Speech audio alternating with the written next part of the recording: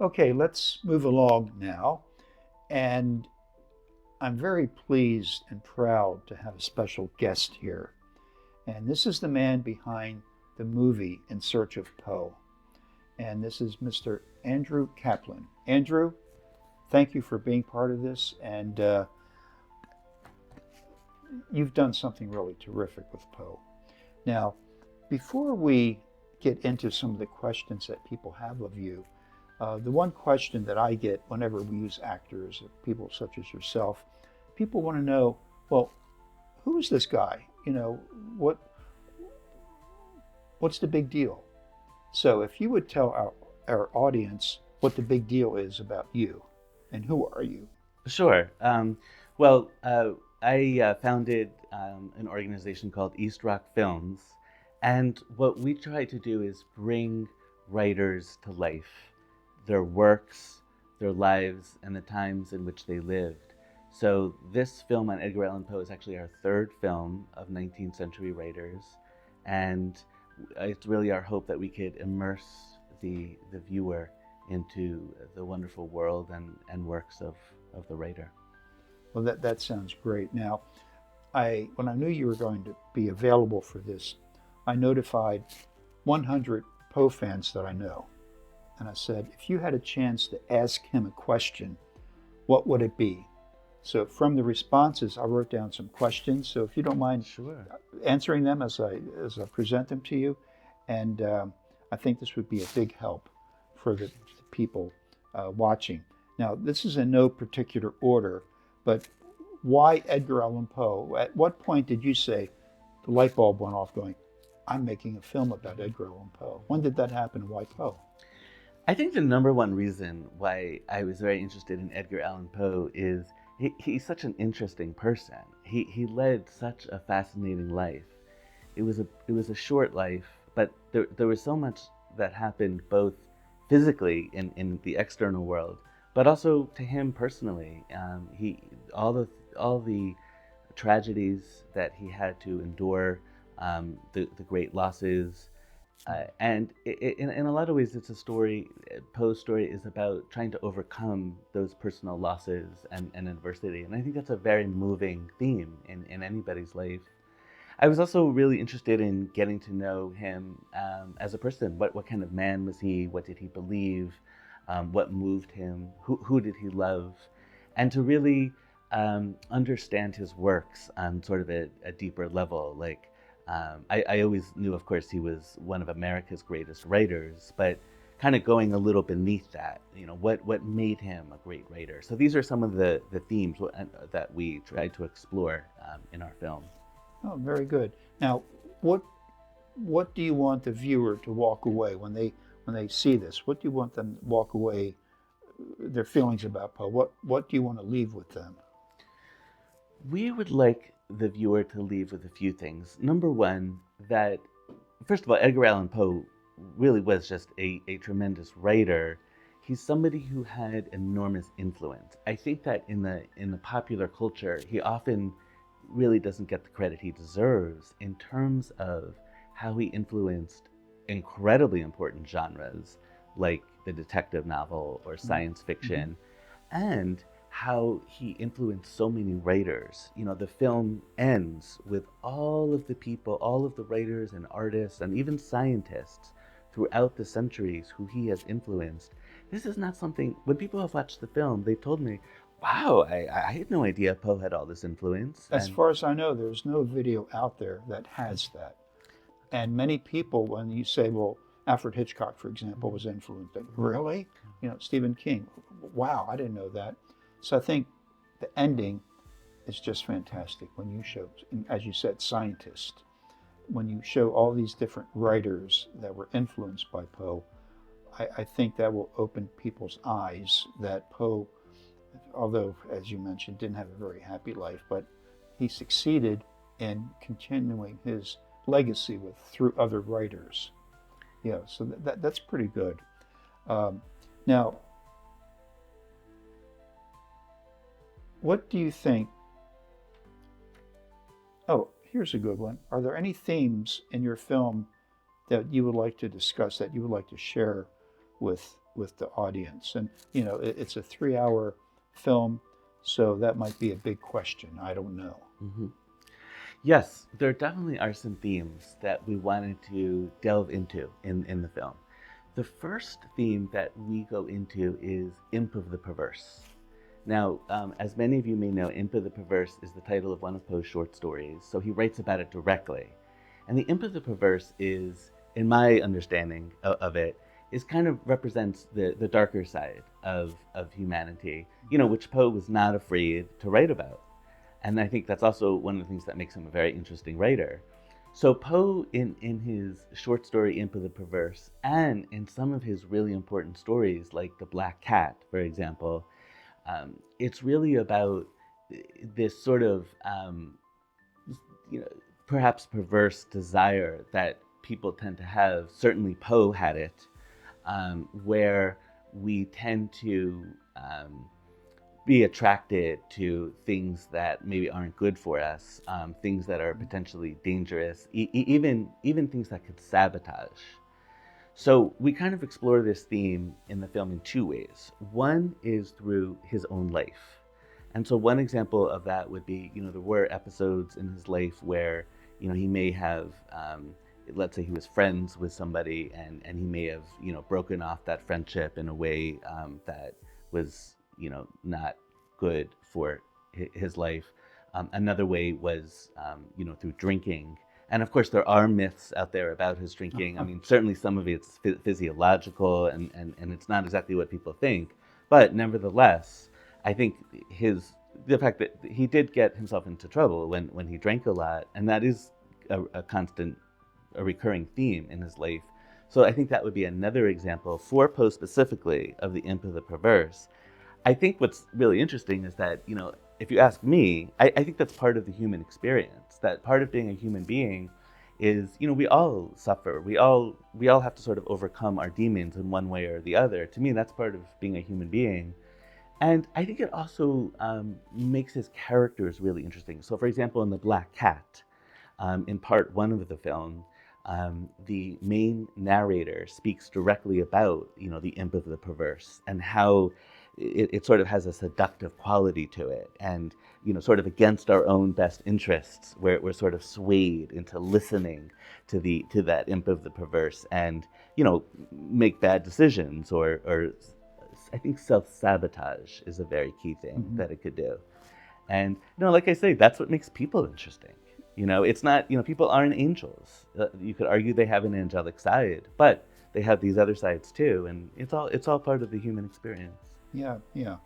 Now, Poe was famous for revising his stories. The Raven, for example, considered to be the world's most perfectly constructed poem. Before Poe's death, he wrote to a friend saying, "It needs more work." When you looked at the final copy of your film, did you say, "Oh, geez, I should have done this," or "I didn't include that"? Did that happen to you? Did you find anything that you thought could have been done better, or you left something out, or you could have expanded upon? Yeah, I would say that in some ways, and maybe this is a tip for filmmakers out there, one of the great things about making a film is that you really do have the luxury of adding to it. As opposed to, let's say, writing a book, you give it to the publisher, it's out there. I mean, sure, you could revise it theoretically, but that's really hard to do. But the wonderful thing about a film is, as you're looking at the final presentation and you're making notes, how could this be better? A very key thing here is I was always learning new information. It could be talking to people, Poe experts. It could be things that I find online from very legitimate sources, and I was super careful about that. So you're always learning new things, and I think that we weren't afraid to add. So there were things that I kind of learned about his life for an interesting episode, and we were able to kind of add that. But I will tell you, Jeff, for us in making this film, the biggest challenge we had, we tried to make this film super tight. And I understand 3 hours sounds like a lot. Believe me, we would go through it, and I worked with a woman named Nora, and she was extremely helpful in making the film as well. And we often worked together. So Nora and I would go through the film and really ask ourselves, does this have to be there? And a lot of times it didn't. It's like, could the film be just as effective without this passage? And frankly, the more we could take out, the better, because what we wanted was something really, really tight. There were judgment calls. Sometimes, well, for example, I remember one scene I was thinking about cutting was talking about who some of Poe's favorite writers were. We talked about, when he was the Tomahawk Man, and he was a very fierce critic, and often, being pretty harsh in his literary reviews. Yes, yes. But he was a very big fan of Samuel Coleridge, for example, or Alfred Lord Tennyson. So do we want to go into that level of detail? I kind of thought we should, because we were able to do it pretty quickly. So, but that's something we really tried to do, make it super tight. Nothing, we didn't want anybody to meander. And I think that's kind of, as a documentary filmmaker, that's something I think we all owe the audience.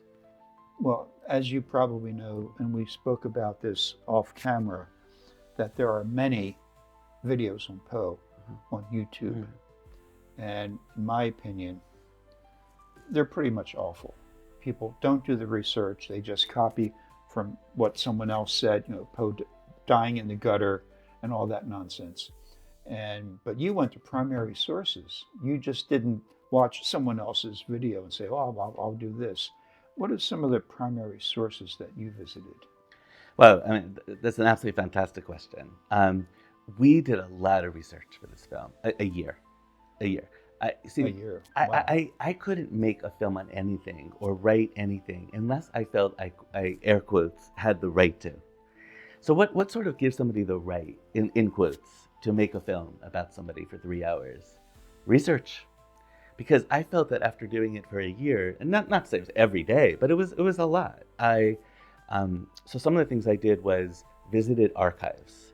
And I think that's a really special thing. For example, here in Baltimore, there's the Enoch Pratt Library, and they have an amazing collection. To give you another example for people who might be interested, the Poe Museum in Richmond, Virginia, is a wonderful curator there, and he could show you different primary documents, and they also display many primary documents. It's a wonderful museum. Of course, there's the Poe House in Baltimore, which I visited. I did a lot of visiting of sites. I went to the Poe Museum in Philadelphia, which is run by the National Park Service. I went to the Poe Cottage in New York, and really sort of tried to feel it. It's not all intellectual, because I think a good film should speak to the heart, and you can't really speak to the heart unless you've sort of felt it. When I was at the Enoch Pratt Library at the height of COVID. Everybody had to wear a mask. They were really strict. So I was like wearing a mask for like 6 hours, which I've never really done before. And it was really hot in the room. And they were like looking at me, making sure I wasn't taking my mask off. But I'll tell you, there's nothing like going to an archive, because you really are holding the letters in your hand. I know. For example, they have arguably the most important, certainly one of the most important letters that Edgar Allan Poe ever wrote, which was to Maria Clem and Virginia. That's a heartbreaker. It's a heartbreaker. Absolutely, probably the most emotional letter. And you literally can hold it in your hand. And there's just something in this digital age where everything is not physical, most things, there's just something really special about it. This is not a copy. This was the actual letter that he writes, I think in 1835. And I was like really touched by that. And they have I couldn't believe how good their collection was. They have amazing letters that were written not only by Poe, by others. So it was going to the archives. It was going to all of the important sites. Another site I went to was where Poe lived for a year with Virginia and Maria Clem, right near New York University Law School today. And they lived there from 1845 to 1846. And they tried to make the exterior of the building look the same. That's in the film. All these places are in the film. And also, we want to try to let people know about these places. So at the end of each part, we always list like where these places are. So if they wanted to visit, they could. Right. And that's, I think, important. We really want to let people know about these places. Yeah.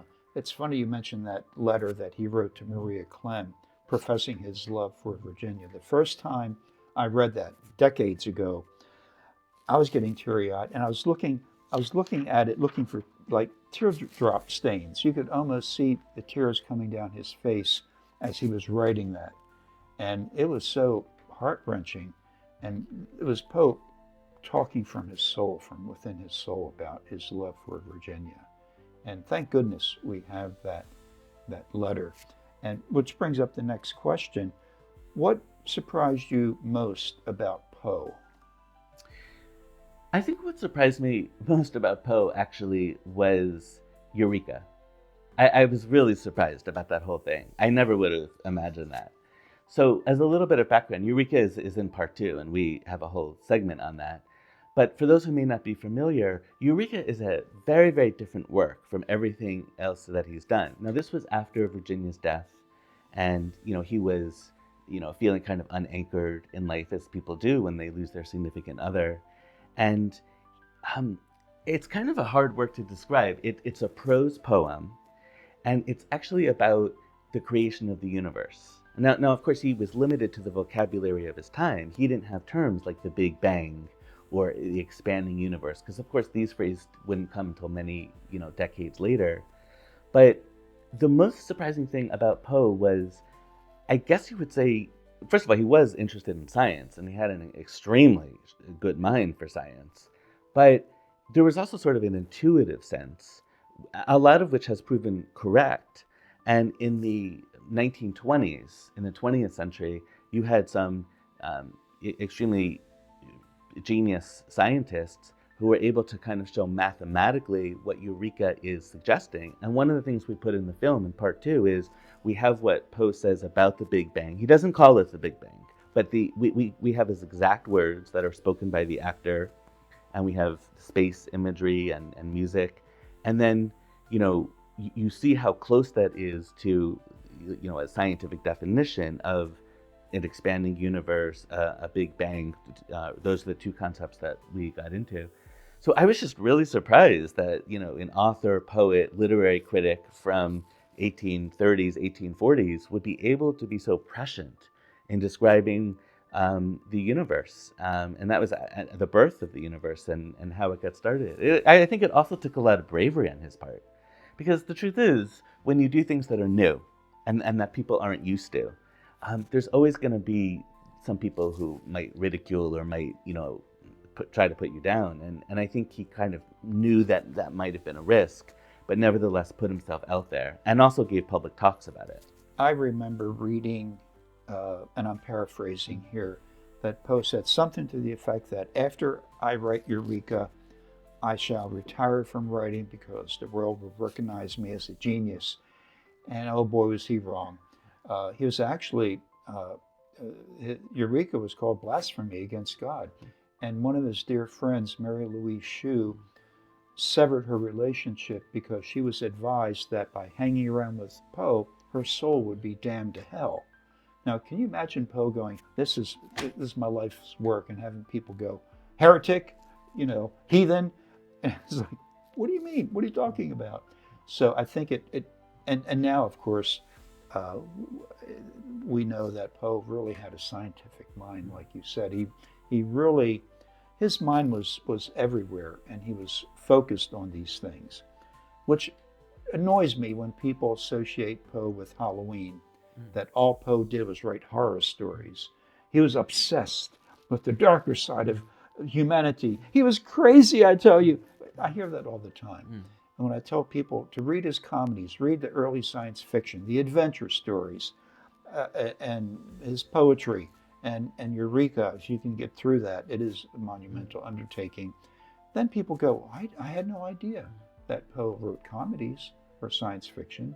Now, when I say science fiction, I don't mean like Star Wars, but traveling to the moon in a balloon, and his fantastic adventure stories. So he knew what he was doing. He knew what the audience wanted, and he gave it to them. That's what I was excited about, that someone actually tackling Eureka. Yeah, absolutely. Yeah. And I think that's a great point. And to your question, that's really one of the things we tried to do in this film. Because as you just mentioned, Jeff, a lot of people, and it's not their fault or anything, it's just sort of the popular culture, Right. they kind of limit Poe to a horror story writer, and to the sort of the Halloweenish. In other words, it's a bit of a caricature, and that's why the tagline for this film is "Meet the man behind the myth," because that's really what we're trying to do.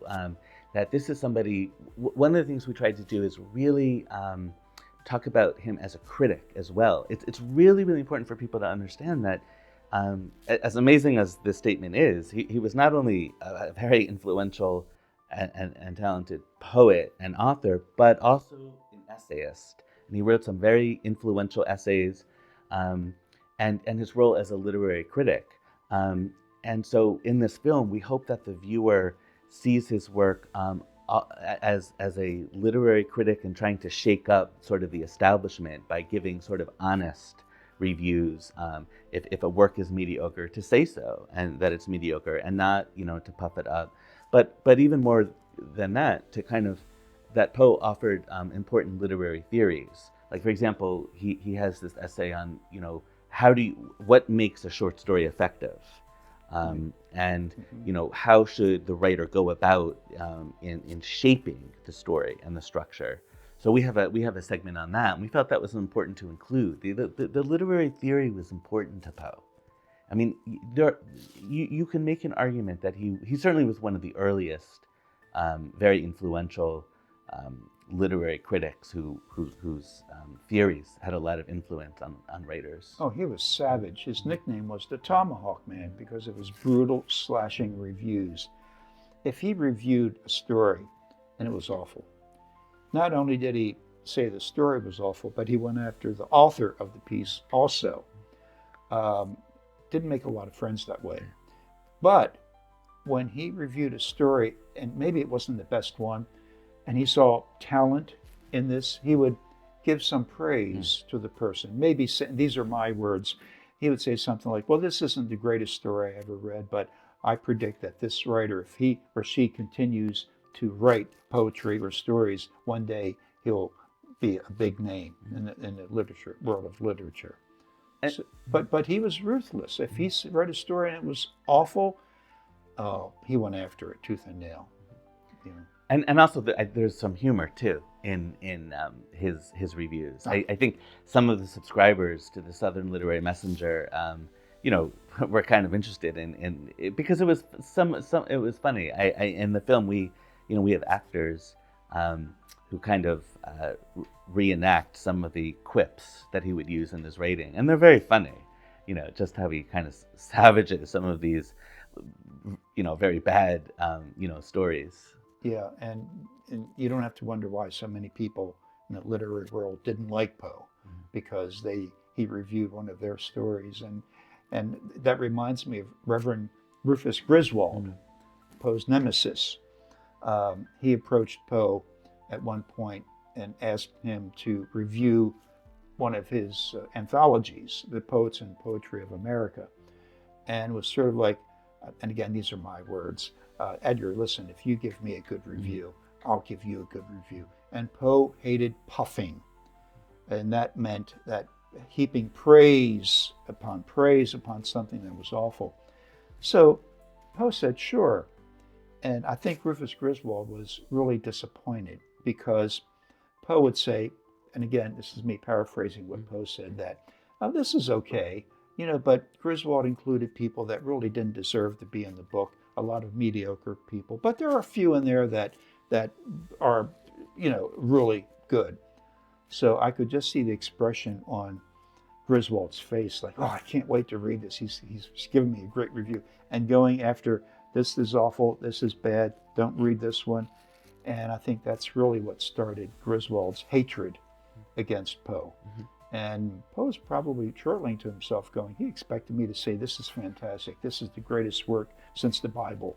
And it didn't work out that way. He'd had no patience for puffery. The next question is, you covered a lot of ground in Poe's life. No, you already answered that. Scratch that. You're answering questions before I ask them. It's like, But oh, but sometimes if you ask a question, I could sort of say different things. Like why was it important to cover his youth, his yeah. childhood and youth? I think is a good question. Why not just cut to the middle of his life when he All right. becomes? Okay. The next question is, what chapters of Poe's life did you find the most poignant? I personally found the most poignant after Virginia died. And that was, of course, when Poe suffers, the greatest loss of his life. Because this was somebody who lost his mother before he was 3 years old, lost his father. They died like 3 days apart. Um, he lost his older brother Henry at age 24. Lost his foster mother at age when she was 44, and of course his foster father. He might have had mixed feelings about that one. But this is somebody who's had to undergo so much loss, and he finally life hands him this huge break, where he, really loves Virginia, and Virginia really loves him, and they have a really really special relationship that all the money in the world can't buy. And it's sad because I think one really poignant moment for me was when she contracts tuberculosis at age 19. Teenager. Teenager. I mean, she was. I mean, so that she will never again be able to experience life in a normal way, and she's 19. It was a death sentence, It was really. a death sentence. Yeah. It was a death sentence.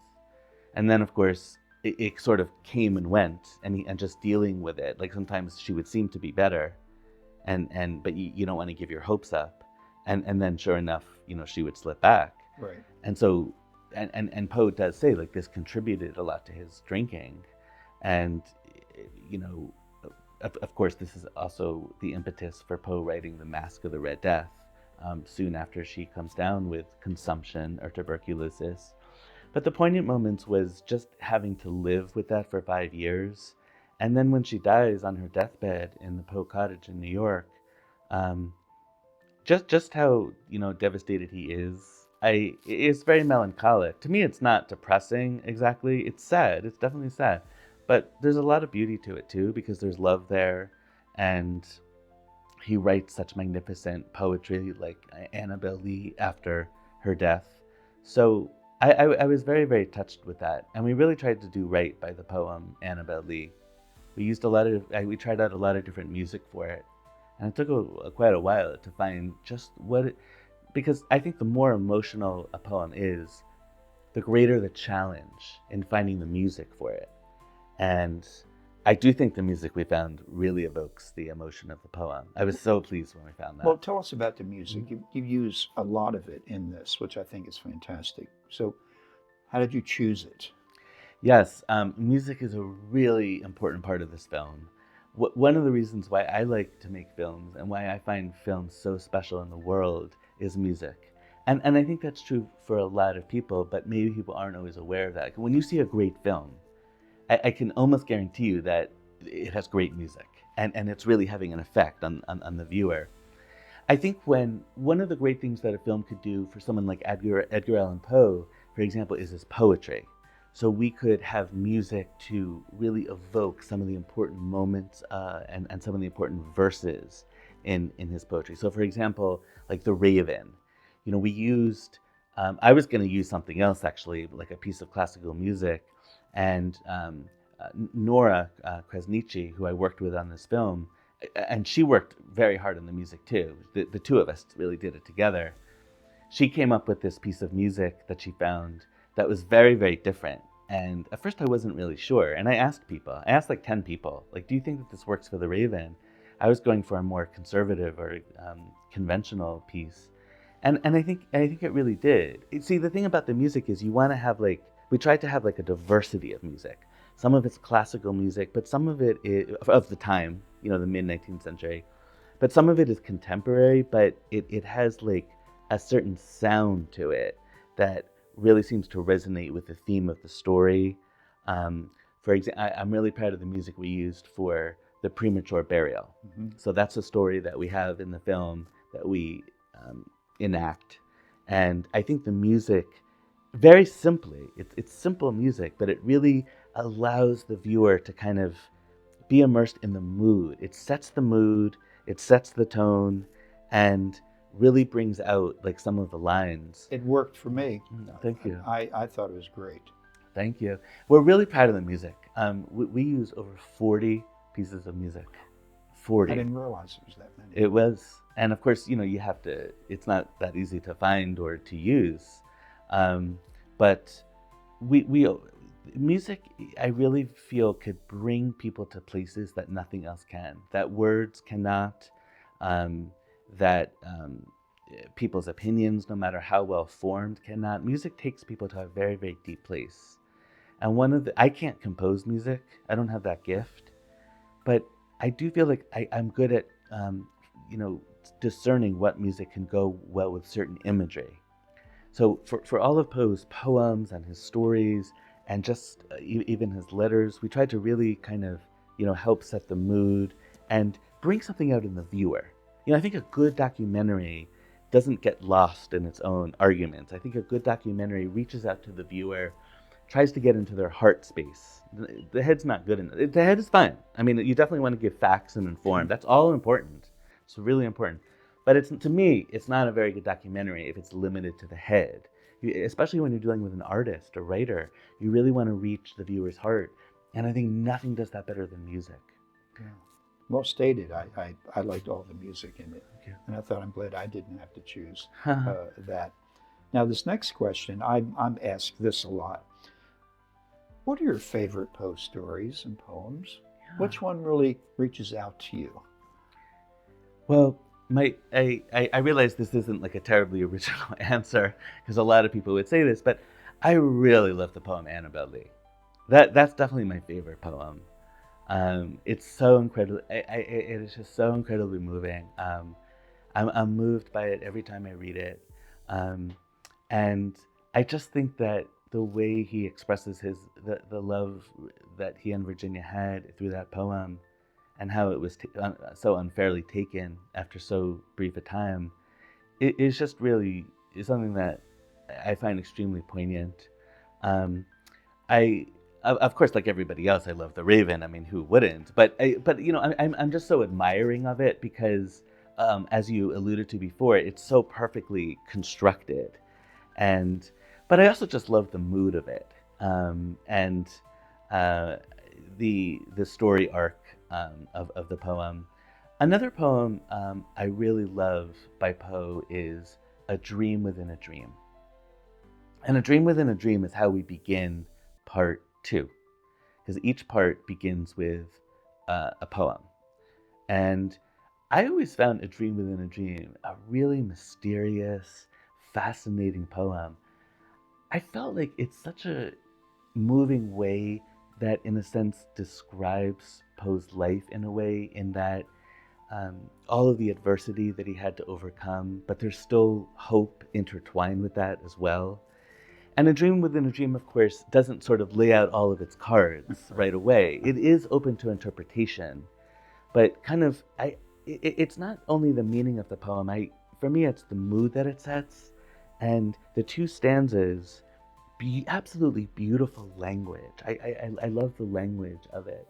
For his stories, of course, I love the Pit and the Pendulum and the just amazing scene that he steps up, where you're totally immersed with the prisoner and the horrors of being in that prison.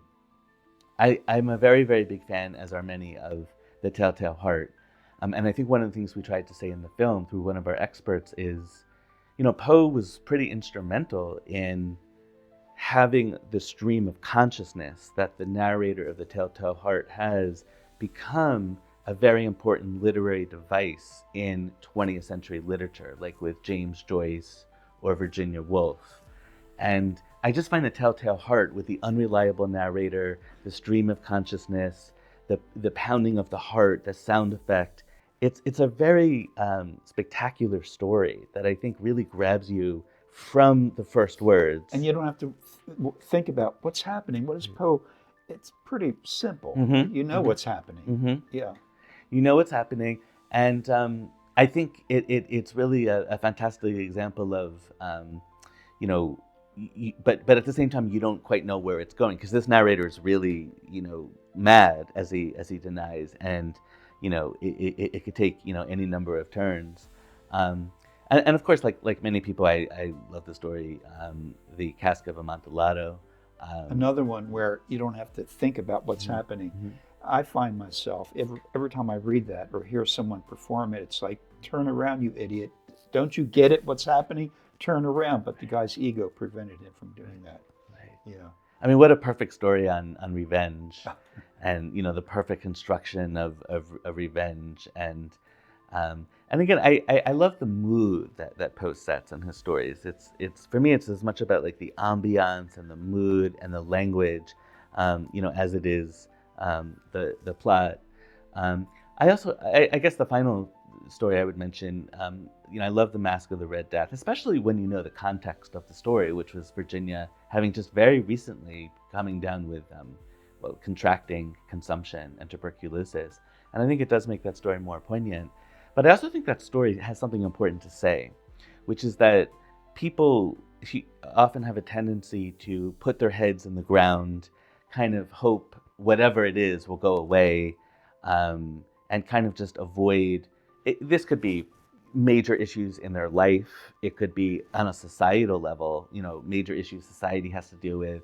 It's so easy to put your head in the sand, just pretend it magically goes away. And I think that, it's not just the characters in the story, but that's, again, part of the human experience, that there can be that temptation. Because it's hard to, grapple with challenges and to kind of wrestle, whether it's on a societal level or a global level, like with climate change is just one example, or individually. It's hard to grapple with big issues when we don't feel we have the control. And so I think that story, through this Poe's amazing imagination, kind of brings out. And people have to remember that when Poe was writing these masterpieces, his personal life was in a shambles. Starvation, not knowing where the next dollar is coming from, and Eureka, my goodness, how could he write that with Virginia, her situation, her death? How could he sit down and concentrate on doing that? It's really amazing. Now, my favorite story is Berenice, or Berenice, depending on how you want to pronounce it. I think this is a masterpiece, and he wrote this in Baltimore under desperate circumstances. Now, that story moves slow just a little bit, and I had to read it several times. And even now, when I read it, I pick up something that I didn't catch before. And I'm thinking, my God, this guy, Poe, where did he get this knowledge from about obsession? And I tell people that Poe was writing poetry, but really not going anywhere with it. So he thought maybe short stories was the way to go. And he didn't know what to write about. He read the newspaper, read stories about people being buried alive. The light bulb went off. And he used the theme of premature burial in many of his stories, not because he was obsessed with it, but we were. He was writing for us. He had his pulse on the public and what they wanted. And The Telltale Heart almost didn't get published. Publishers were saying it was too loud. And this one publisher said, if Mr. Poe would consent to write more quiet stories, we would be more than happy to write his stories. Fortunately, he did find someone to publish the story, and the rest is history. So I tell people, don't confuse Poe's life with his horror stories.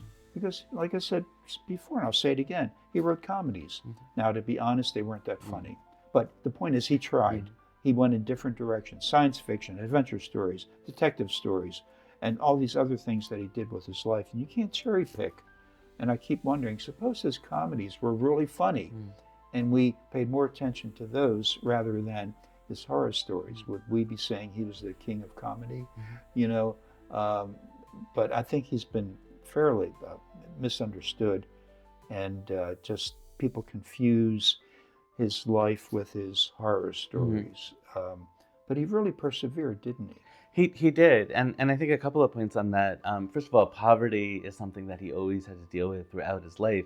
One of the things that makes his ending even more poignant is the fact that he may very well have been on the verge of entering a new chapter in his life in Richmond, and finally being able to being basically put an end to his poverty in marrying and being an editor of the literary journal, which was his lifelong dream. This is another theme we talk about in the film, that Poe's lifelong dream was not to work for somebody else on a literary journal and have to, you know, they would often have very strong opinions as to what could be written and what couldn't.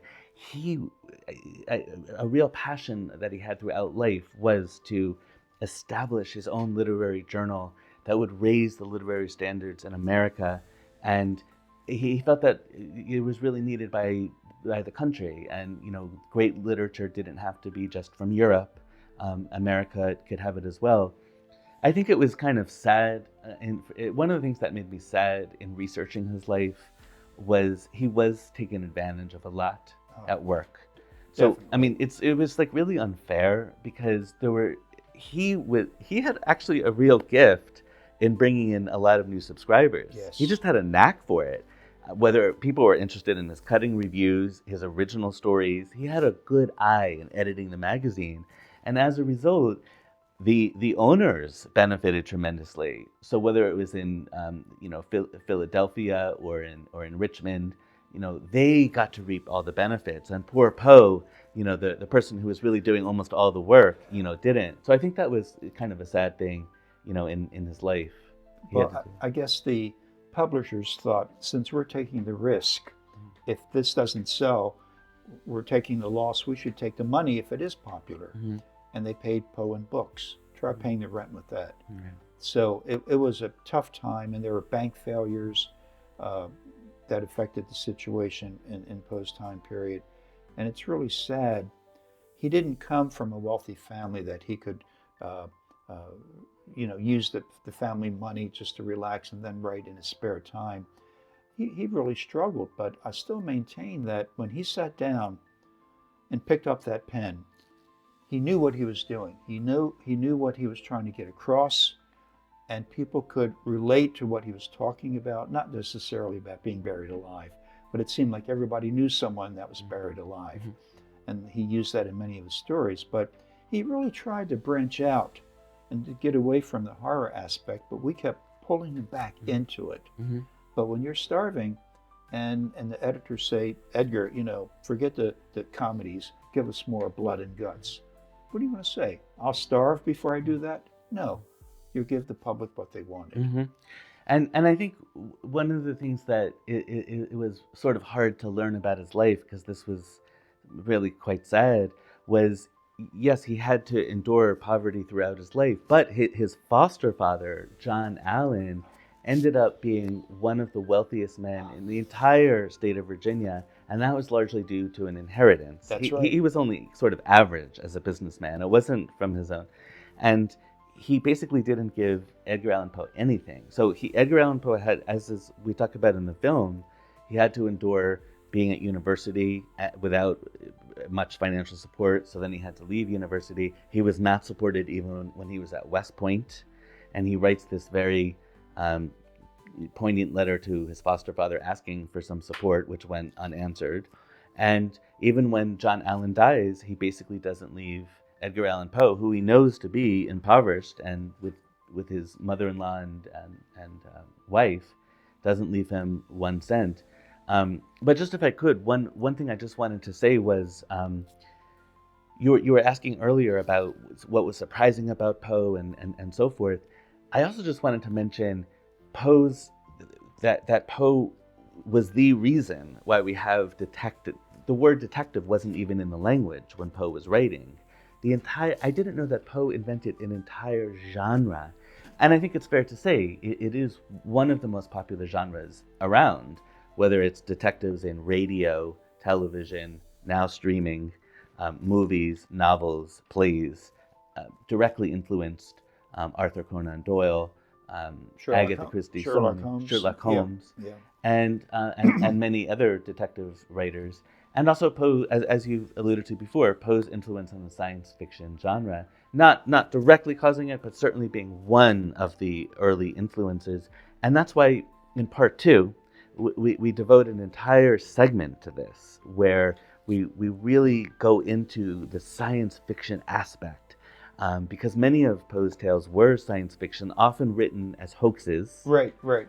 But through hoaxes, which he, I'm sure, had a lot of fun with, had this amazing influence on the genre by sort of harnessing the scientific knowledge of the time, which he was quite aware of, and forging a short story from that.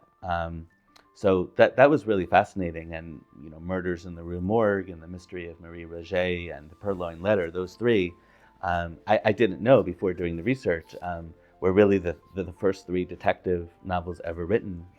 So that was absolutely fascinating. Yeah.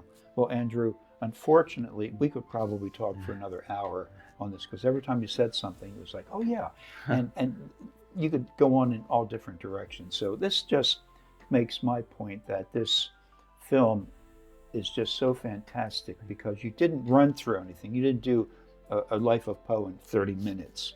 You really did the research. You covered a lot of bases, and every time I watched the film and said, oh, good, he talked about this, and he referenced this, he included this. So you will enjoy this film, and we invite you to post your comment after the event is over with, and let us know how you feel about this.